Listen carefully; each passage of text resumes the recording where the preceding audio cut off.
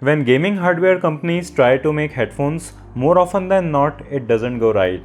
But today we are going to check out the RoG Strix GO 2.4 wireless gaming headphone from ASUS, and it really offers some features that I have not seen before, along with some really good decisions about the design and functionality of the headphone. Hey guys, I am Siddharth, and in this big picture of excellence, there is one issue that keeps it from being the right choice for everyone, and we are going to talk about that.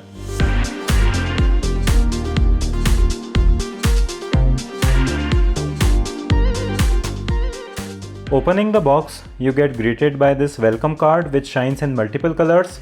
Then we get some manuals, and then we get to this nice and hard carrying case which feels very high quality. It also comes with a pocket on back which can be handy. Inside, we get this braided 3.5mm cable because you can also use this in wired mode. Then we get a USB cable for charging, the detachable microphone, a USB-A to USB Type-C adapter. You get a receiver for the headphone which we will talk about later, and finally we get to the headphones. I have the electropunk version of these headphones, so it has these pink accents and translucent plastic, but the regular version comes in the usual black color. The RoG Strix GO has won an IF Design Award, and it is easy to see why. This is one of the most well thought out designs that I have seen in a wireless headphone. Every part of this headphone's design is just so good that you wouldn't think that it wasn't made by a proper headphone brand. The headband cushion is really nice.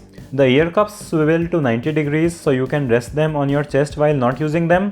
The ear pads are very soft and they have a really amazing shape with these long ear cups that are very comfortable while still being compact because the human ear is shaped like this. You really have to look closely to realize what a level of attention to detail is on these headphones. The clicky metal headband adjustments has RoG logo printed on it, and even the ear cups have rubber pads in the places they make contact with the headband. The subtle RoG logo in the ear cups also integrates well with the aesthetics without overdoing it. Next to the power switch on the headphone, you have a multifunction button which you can use to play, pause and change tracks. And then you have the volume rocker, and you have to hold it up or down to increase or decrease volume, and if you press it, it will mute the mic. A dedicated button to mute the mic would have been better, but this system also works fine. The comfort is good with the nicely shaped ear pads that also have very nice memory foam, but it can get a little hot because of how airtight of a seal it forms around your ears, a character that I frequently observe in headphones with pleather pads and memory foam. The ear pads on these also don't seem removable, and I am not going to make a big deal out of it because most gaming headsets don't have removable ear pads, but every premium headphones should have removable ear pads whether it is meant for gaming or not. As the name suggests, the Strix GO 2.4 works with a 2.4 GHz wireless connection, and it comes with this USB Type-C dongle that you will have to connect with whatever you want to use this with. The advantage of this is that unlike something with a Bluetooth connection, you won't be facing any latency issues, which is critical for gaming, and because it has USB Type-C port, you can use this with your PC, laptop, Nintendo Switch, your phones, and even with iPhones and iPads if you are okay with living a dongle life. People have been asking me for a wireless headset to use for PUBG Mobile for a long time, so these will be really good for that. You can of course use it in wired mode by plugging the cable in, and this headphone also comes in a wired version. The microphones on this are a very big highlight, and I say microphones because there are actually two of them.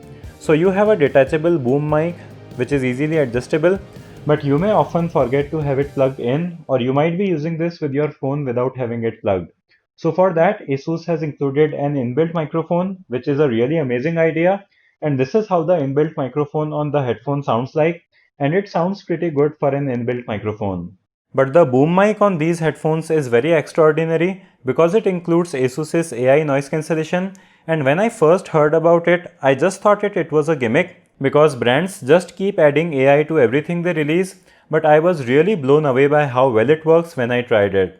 So this is what the boom microphone sounds like, and you can hear that it sounds pretty decent.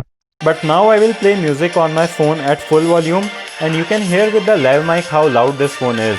But now I have switched to the mic on the RoG Strix GO, and I think you must be able to hear how well it is rejecting noise from such a loud source that is so close to it. The inbuilt mic doesn't reject sound as well as this because it has to pick up your voice from a distance. So for regular kind of noises that you have around, this should work extremely well.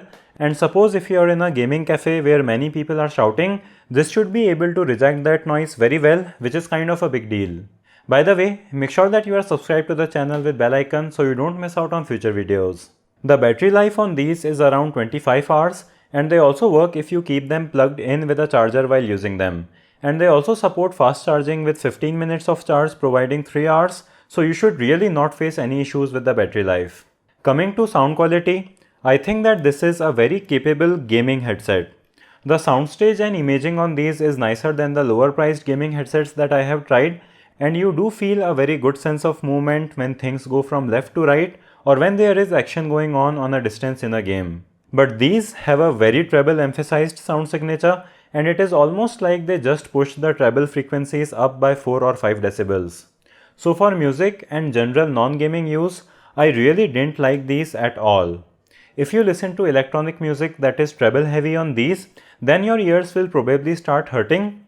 They do have high quality drivers, so even with the emphasized treble, you don't feel a sense of piercing sound on your eardrums, but the boost in treble is so high that you do feel the pressure of the higher frequencies on your eardrums, and it is not a comfortable feeling. You can tone it down by using similar equalizer settings like these, and you can see that I have to reduce the treble by 4 or 6 decibel, and then it manages to sound decent for music, but even then I wasn't able to make it sound right. One quality I noticed is that even though the treble is boosted, the gunshots sound tolerable, but if you are playing something that has a lot going on in the high end, then you could find it to be fatiguing. If you are a bass head, then these will definitely not be for you. Even for people who like balanced bass, I think that these do lag them by a decibel or two. This is also an issue that I wasn't able to correct with equalizer.